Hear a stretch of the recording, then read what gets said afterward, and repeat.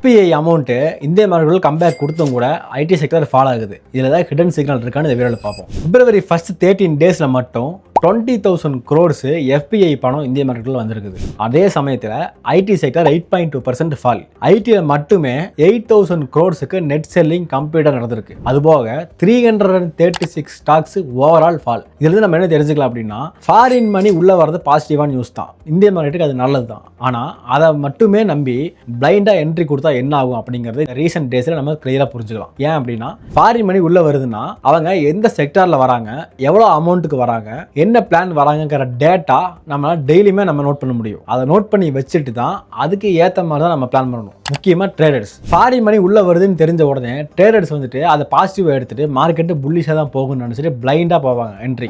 முக்கியமாக இண்டெக்ஸில் ஃபாரின் மணி உள்ள வந்துச்சுன்னு தெரிஞ்சதுமே இண்டெக்ஸை அப்படியே கால் ஆப்ஷன் ட்ரை பண்ணுவாங்க. அந்த மாதிரிலாம் பண்ணீங்கன்னா பெரிய அளவு லாஸ் வரக்கு சான்ஸ் இருக்குது. ஃபாரின் மணி உள்ள வரது ரொம்ப ரொம்ப நல்ல விஷயம். ஆனால் அவங்க எங்கே வராங்க, எதுக்கு வராங்க, எவ்வளோக்கு வராங்கன்னு தெரிஞ்சுட்டு தான் நம்ம அதுக்கேற்ற மாதிரி நம்ம டிசிஷன் எடுக்கிறதா பெட்டரான சாய்ஸாக இருக்கும்.